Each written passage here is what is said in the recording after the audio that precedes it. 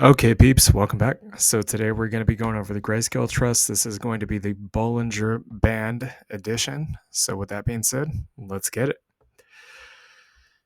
Okay, so this is just to kind of show you guys a little bit of a history of the Bollinger Bands and how it's more or less acted with the price of some of these trusts.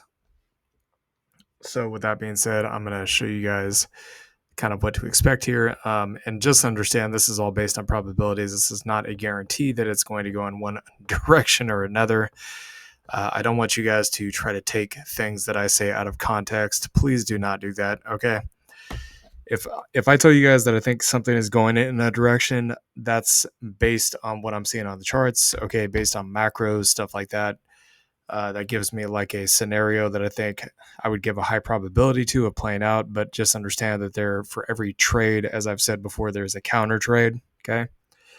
So if I think something has an 80 to 90% chance of going higher, there's always a 10 to 20% chance that it could instead go lower. Okay. And the reverse is true. So the idea here behind the Bollinger Bands is that usually when the price of something hits the bottom of the bands, that's usually a bullish reversal indicator. When it hits the top of the bands, that's usually a bearish indicator. Should be pretty obvious here based on looking at the Bollinger Bands what I mean by this. So the green line kind of indicates the buy area, the red line indicates the sell area or resistance and support based on the colors. So you can see on LTCN here, we did hit, so this area here became support, then it became resistance, and then eventually I should say it was resistance, it became support, and then it eventually became resistance again. But the point I want to make here is we got to bounce once the price got outside of the Bollinger Band, and then it popped straight back off to the moon, did more than a 4x, before ultimately flashing down into a bear market. Again, these things are kind of all in sync with Bitcoin because at least LTCN and BCHG are, because these are Bitcoin oscillators. As you guys know, the Bitcoin oscillators are basically the Bitcoin miners. So any Bitcoin miner is a Bitcoin oscillator. Bitcoin spinoffs like Bitcoin Cash, Bitcoin Satoshi Vision. Let's see what else. Bitcoin Diamond, Litecoin. Those are all Bitcoin oscillators. Okay, then you have things like LTCN and BCHG. You have MicroStrategy and Coinbase, although Coinbase is more crypto, not so much just Bitcoin, but Bitcoin is a big part of it. MicroStrategy is much more so Bitcoin. And then you have things like MSTY and Coney and Ybit and YMAX, or not YMAX, Maxi. That's what it's called. Maxi, Beto, stuff like that. So all those are Bitcoin oscillators. So I'll show you guys the bands again. Again, generally speaking, you can see once it hits the bottom of the bands, we get a push up. Whether it's a big push up or a small push up, it kind of depends on, well, in this case, because it's crypto, it depends on what phase of the cycle we're in. So pretty much the gist of it here is that you guys can see what usually happens is when it moves in a direction, and then it stabilizes, we'll usually get like this kind of channel pattern. It looks somewhat like a channel, or you could call this like a coiling or squeezing, or another term that could be used would be something like consolidation or accumulation distribution. It depends on which side of the trade you're on. In this case, it was accumulation before eventually a big rip. It was basically the entire winter lows here. Even going into some of the recovery year, as I like to call it, the pre-halving year, which was last year, before eventual massive rip to the upside. So usually when this thing gets outside the bands on one direction or another, that usually indicates a huge reversal, or potentially any kind of reversal in the opposite direction. So you can see LTCN got outside the bands here, came back, pulled back to this trend line, got outside the bands again, and pulled back again, and this time it's actually pulled back quite a bit further. So the note I want to make here is that the price of LTCN has actually hit this macro support. It hit kind of back here in this area, all the way back here again. As you guys can see, once it touched the the bottom before the liftoff was also touching the bottom of the green part of the Bollinger Band. So we got another one of those again. That could potentially be an early sign of the next big move up in crypto. As you guys know, usually crypto starts, the Bitcoin price usually starts its markup phase sometime between, I would say it usually happens sometime between roughly about July to December of the halving year. So we're in that time frame right now. I think it's going to begin, just my opinion. Okay, I think it's going to begin likely once the Fed starts cutting rates. And the next FOMC meeting is next month, and the Fed has given us a very strong indication at this point that they're going to cut. In some sense, we don't know what it's going to be yet. It could be 25, it could be 50, it could be 75. If I had to put my money on one of them, I would probably say likely a 25, because again, the Fed's they're gonna want to be data dependent. Okay, if they're gonna orchestrate the soft landing narrative to where the economy and the markets don't crash, they're gonna want to be able to be flexible with how they cut rates. Okay, so one meeting they may cut rates by 25 points, then the next meeting maybe they'll do like 50 if they see things aren't falling apart. Then maybe back down to a 25, and then maybe they'll do like a skip or something like that just to see what happens, and then maybe like another 25, or you guys get the idea here, right? It may not necessarily be consistent 25 cuts or 50 cuts or whatever the case may be, or they just drop rates to the floor. I mean, that could happen, but last time that happened, that was a black swan event. I don't think something like that's actually going to happen again, at least not anytime soon. So LTCN looking like a potential reversal here on the upside. BCHG, actually, before I go any further, I'll just tell you guys the top of the bands right now. If it does reverse and go back up, top of the bands is sitting at about $38, so just shy of 40. One thing I do want to point out here about the Bollinger Bands, and I actually need a little bit more history to show you guys this. Usually when it touches the top of the bands, it can indicate a potential strong reversal signal, or it could just keep going up, okay? Like in this case, Bitcoin itself touched the top of the band, but it actually just kept going up, okay? It was outside of the band for a while. Didn't really get a big pullback in this case. It kind of just went sideways, but then went up again. And then you guys can see it pretty much just went sideways out of the bands again. Now we're kind of getting this coiling move. And I'll show you guys another instance here just so you can understand the Bollinger Bands a little bit better. In this case, back here during the parabolic phase of the bull run, you can see the same thing. Bitcoin had this huge run up. It only pulled back slightly out of the bands, then took off again to the upside, then kind of chopped sideways out of the bands, and then eventually sold off. And then it touched the bottom of the bands, ripped back to the upside, and then dumped off the top, popped off the bottom. You guys get the idea here. So just because it's touching the bottom of the bands on these trusts does not guarantee that it's going to go back up immediately. Okay, it just increases the probability that something like that could happen. So BCHG, same thing. HZEN, same thing. I'll go down these one by one. Okay, but BCHG, it just touched the bottom of the band here. You can see the inverse here. It got outside the bands, and then it kind of came back down and has been slowly chopping sideways and bleeding off ever since. So current price for BCHG at the top of the band, $15.20. HZEN also touching the bottom of the band. Actually, as of right now, it's also touching the bottom of the band. As you can see, it did it twice. That could potentially indicate there is a possibility it may go down a little bit further. But again, I do expect it to stay inside of this wedge because this is a bullish pattern. There's a higher probability for this to break to the upside based on this pattern. But the Bollinger Band itself is sitting all the way up at 650. So I'll actually just give you guys the measured moves on this, so you guys are not left completely in the dark. If you're picking up shares at this price, or you plan to pick up shares at this price, kind of give you an estimate of what you'd be looking at, roughly about 186% on LTCN. And take a look at BCHG, would be roughly about 148%. Excuse me. HZEN would be roughly about 154%. And keep in mind, these are more short-term moves. When the crypto markets get really, really frothy, like really stupid, bullish, like everybody thinks everything is going to $1 zillion and it's never going to fall and all that stuff. The prices, in my opinion, are probably going to be much higher than the top of these bands. I think they're just going to do something kind of like this right here. You can see ETCG right in the top of the red resistance part of the Bollinger Bands, but just continuously go up with kind of sharper pullbacks along the way, and then boom, just keeps going higher until eventually we get the peaks. So ETCG, it did get outside of these bands. That's probably one of the reasons why it ripped back up immediately above the support. So the top of the band up here, 1550. I'm going to show you guys the potential target here. So 71% move.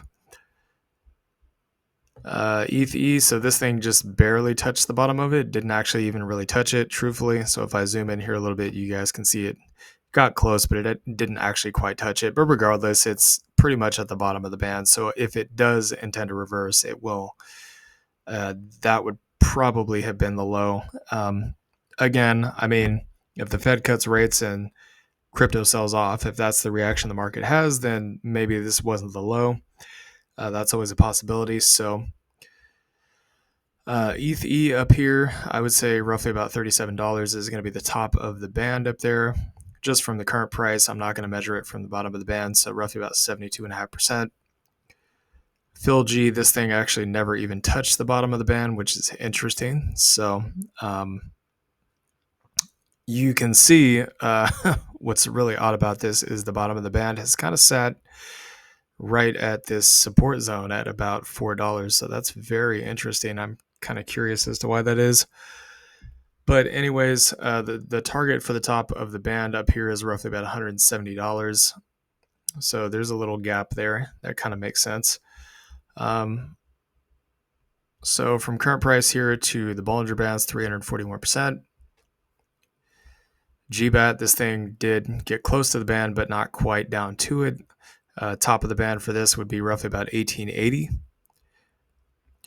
This is just so you guys know, this is just another tool in the arsenal of what we use to basically indicate potential reversal patterns, or we use it in confluence with other things to determine whether there's a much stronger likelihood of a move up or down. So 185% here on GBAT.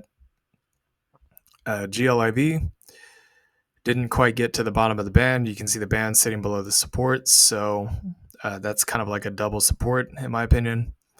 Bottom of the band is sitting at roughly 10.5. Top of the band is up at just shy of $40. So roughly about 138% move up from the current price. G-Link, this thing did get outside the band, and of course the support is sitting right where the band is, so that's also a double support in my mind. Of course the band is roughly about 38, and then the top of the band up there at 144, so not quite at all-time highs, but pretty close.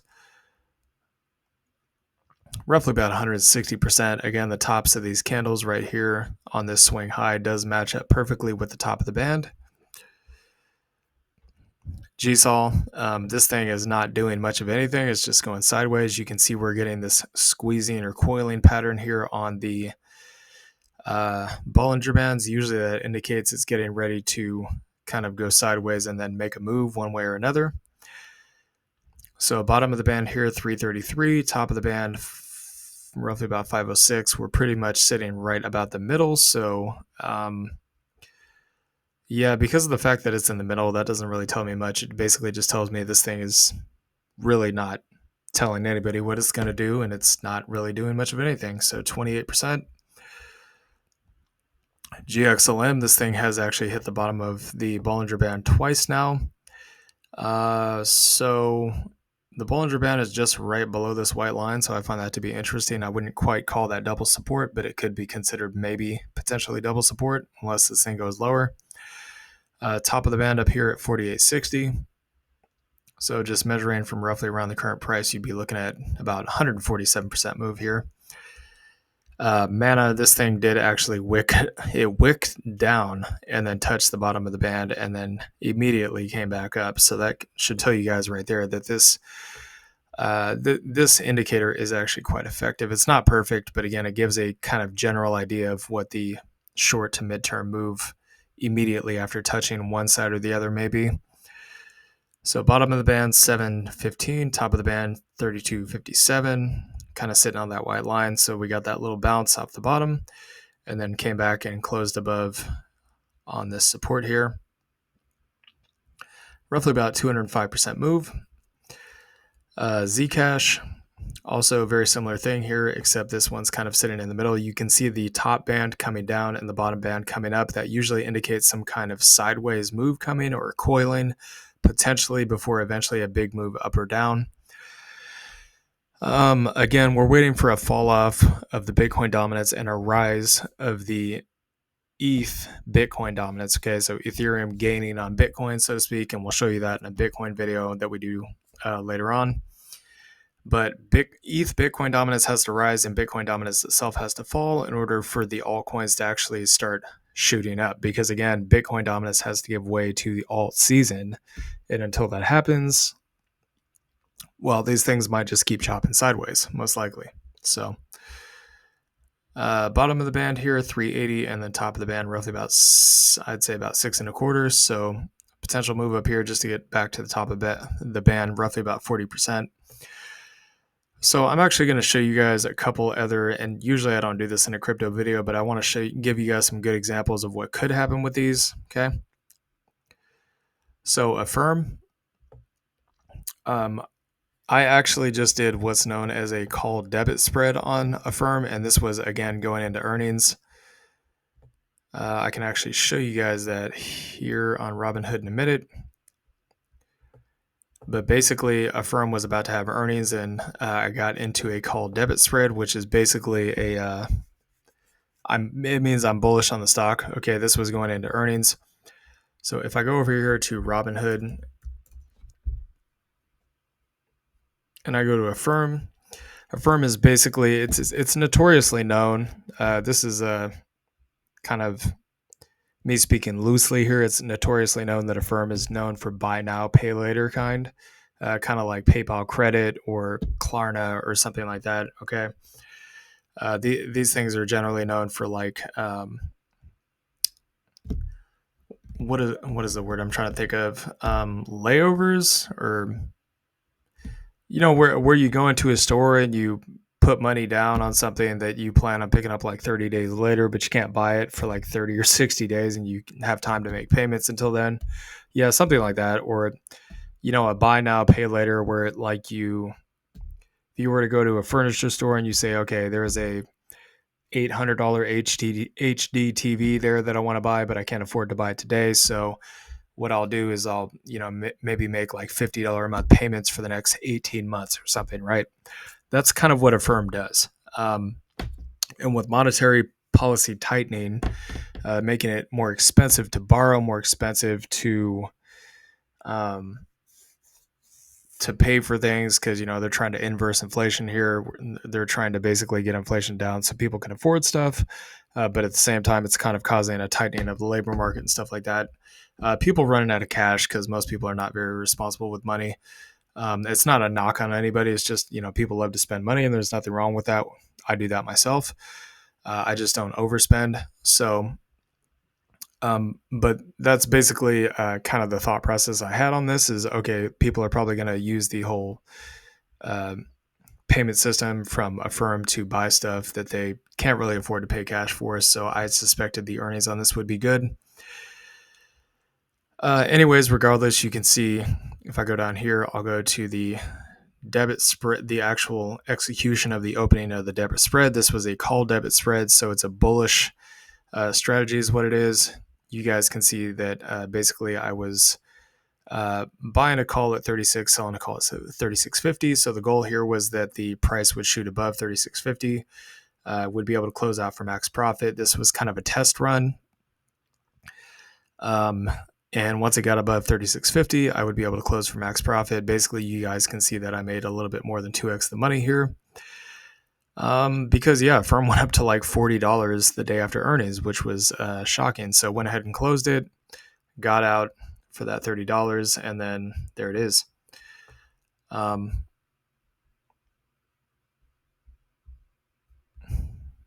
Okay, I had to go back there for a sec, but Yeah, so basically going at earnings, this thing was right in the top of the band. I was expecting it was going to go much higher. But what I was really looking at here, and I don't know if you guys would be able to see this, but again, this is a way that you can use a band. So we had this massive downtrend. It looked like it was going to break out right here. Okay. And I did use the EMAs with this too, just so y'all know.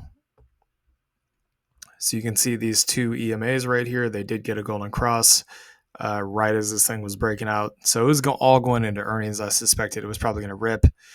And once again, the top of the bands was kind of sitting here right around that 36 to 36.50. And I was thinking like, okay, maybe it will hold at the band. But you guys can see it got outside the band. So what happened last time this thing got outside the band? It came back down into the band. Okay. Another one that we have a position on here is snap. So same thing. What happens when it gets to the bottom of the band? It snaps back inside the band. When it gets to the top, it snaps back inside the band. Okay. Happened here. Actually, I got to move up a little bit so you can see it. Happened here, snap back up. Happened here, snap back up. Got outside the bands with a couple of wicks here, snap back down. Rinse and repeat, right? So what I'm looking at here is basically the bottom of the band indicates potentially that may be a bottom, top of the band potentially a top, and so on and so on. Another good example here, American Airlines. So it gets to the bottom of the band. What happens? It snaps up. You guys can see same thing right here. It started touching the bottom of the band. Boom, popped up to the upside, got to the top. Boom, went to the downside. But again, crypto is cyclical, so it operates on a different timeline. It's 4-year cycles, okay? Usually the altcoin year is the post-halving year, okay? So a lot of these trusts, I suspect, are not going to have their biggest moves until next year. But LTCN and BCHG may start their moves towards the end of this year. That's kind of what I suspect. So we'll get into that later in the Bitcoin video, but I just wanted to show you guys all this stuff on the Bollinger Band so you can see it for yourself. Another potential indication that we are at possibly the bottom of what we're going to see in the immediate short term, and we may just simply be going up from here. So anyways, hope you all enjoyed this content. Please like, comment, and subscribe, and I'll see y'all later. Peace.